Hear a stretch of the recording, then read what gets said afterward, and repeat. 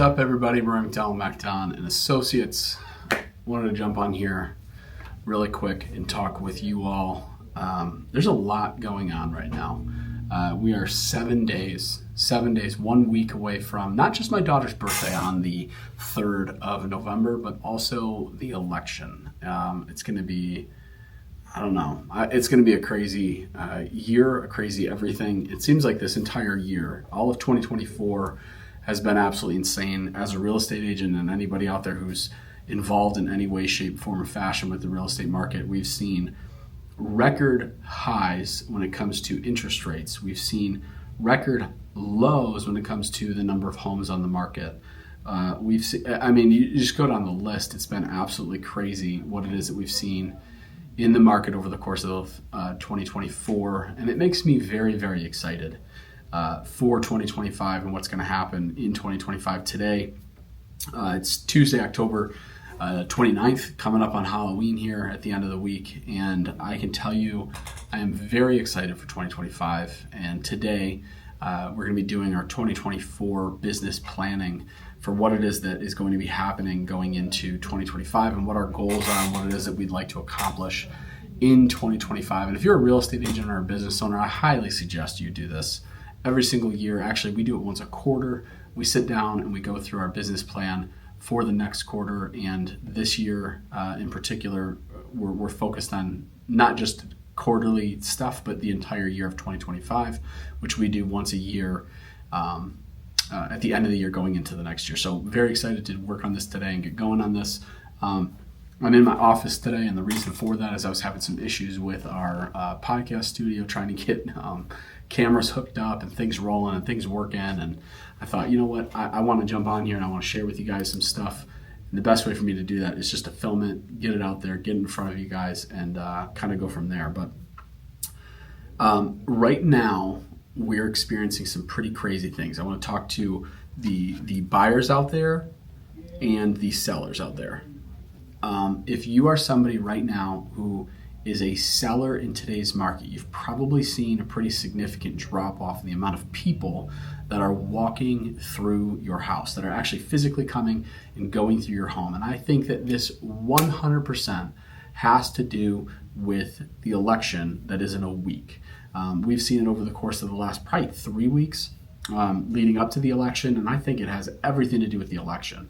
We've got Donald Trump and we have Kamala Harris who are running for the presidency. Both of them have different ideas and goals when it comes to what they would like to do going into 2025 and over the course of the next 5 years, what their goals are. And I think that has a lot to do with why buyers are kind of sitting on their hands and waiting as much as they are. It's kind of hard. It's a little bit frustrating for a lot of us real estate agents, a little bit frustrating for a lot of the purchasers out there, but it's kind of my immediate thought in 2 cents in talking to both sellers that I've been working with, sellers that are waiting on purchasing a home and moving, upgrading or downgrading depending on their situation, as well as other real estate agents that I'm talking to who have clients that they're working with. Whether that's on the sell side or the buy side, they're seeing just a massive drop off in the number of purchasers that they're working with, 1, and 2, the number of sellers that are getting good showings coming through the door, looking at the house, interested in purchasing the home. They've dropped off pretty significantly over the course of the last, like I said, about a couple weeks here. That being said, if you are a seller right now in today's market, it doesn't mean slow down. It means get your house out there, because the buyers that are out there, at least the ones that I'm working with, they're serious. They're putting in offers. If it checks off all the boxes for them, they're going for it and they're trying to buy. They're ready to rock. If you decide to wait, that's okay.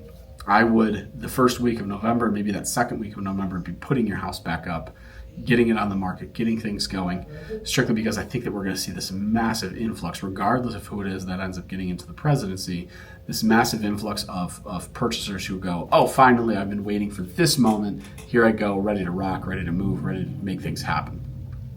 There's 2 pieces to this, too, that I wanted to get into and why I think that this is what's going on.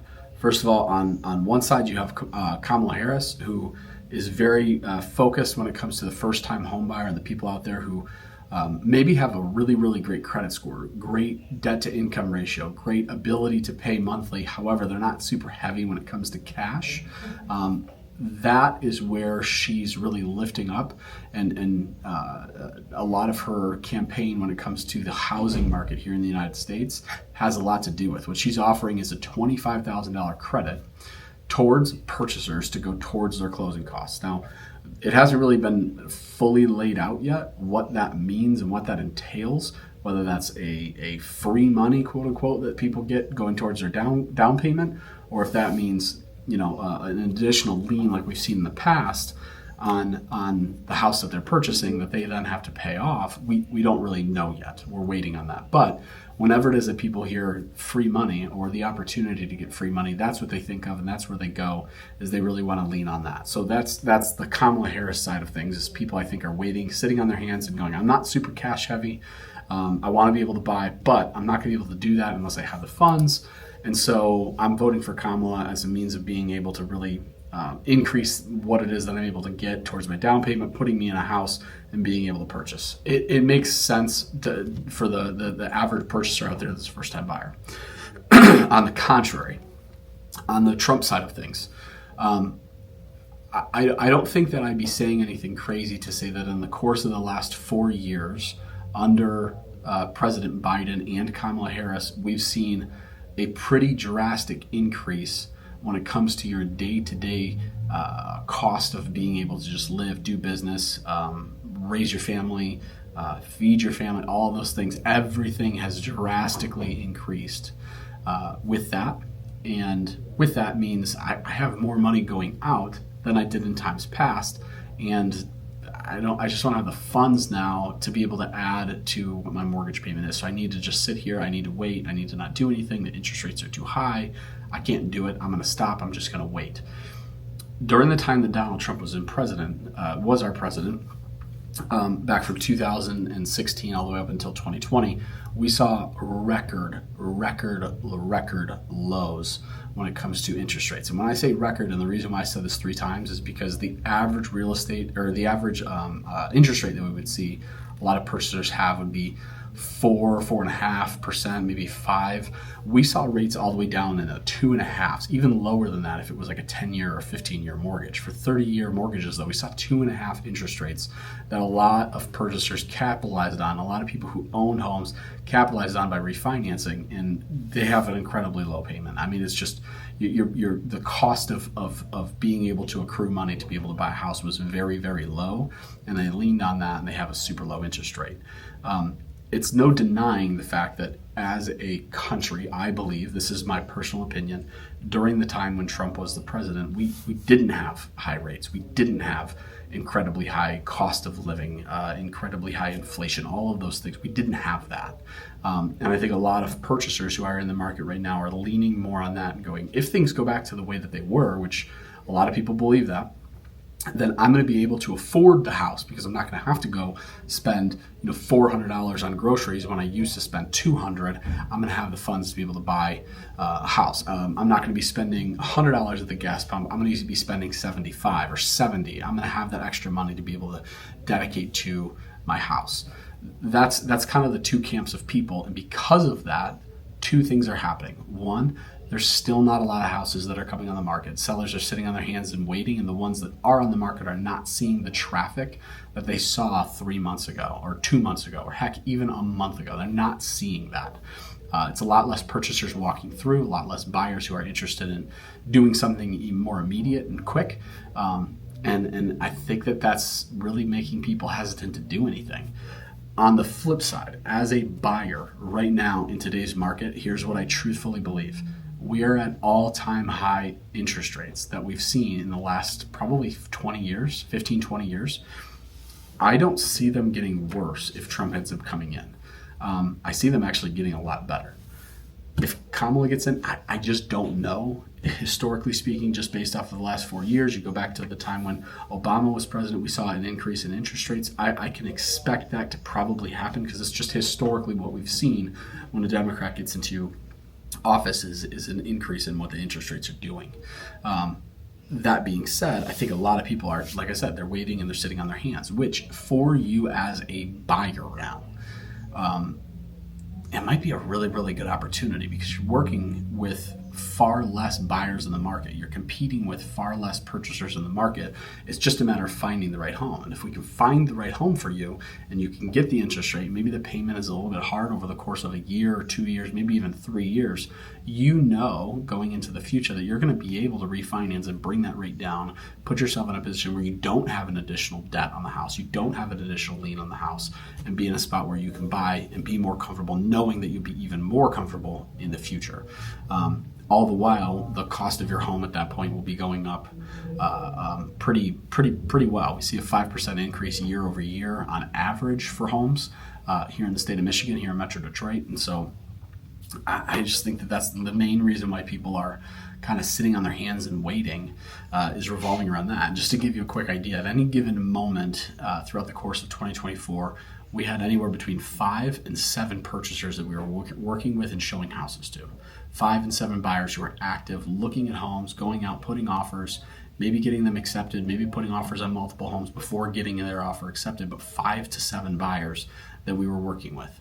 Right now, we have one. We have one buyer who's out there going out and doing this stuff. And I'm not jumping on here to say, hey, go buy a house, help me out, go buy a house. That's not what I'm saying. What I'm saying is if you are somebody who is interested in buying, right now might be the perfect time, strictly because you don't have to go above what the listing price is. You don't have to offer all kinds of crazy stuff like waiving inspections and waiving appraisals and coming in and offer to pay closing costs to the seller. That's not happening right now for the most cases. Most of the situation that's going on is just this incredibly low number of sellers, the incredibly low number of homes on the market, incredibly high interest rates, and then we have an election that's a week away. So that's just my kind of my 2 cents and my thoughts. All that being said, I want to highly encourage you guys to get out there and vote, to get to the polls, vote in person, vote early, and encourage people in your sphere that might be hesitant to do anything right now to get out there and do the exact same thing. Because you, as somebody in the United States, in Michigan, you do have a voice, you do have a say, you have things that you have influence over. And I think it's important. I think it's a good thing. And if anything that I've seen over the course of the last 4 years, getting out and doing that is going to make a difference. So get out there, vote, talk to people, tell people to get out there and vote, and get your ballot in as quick as you possibly can.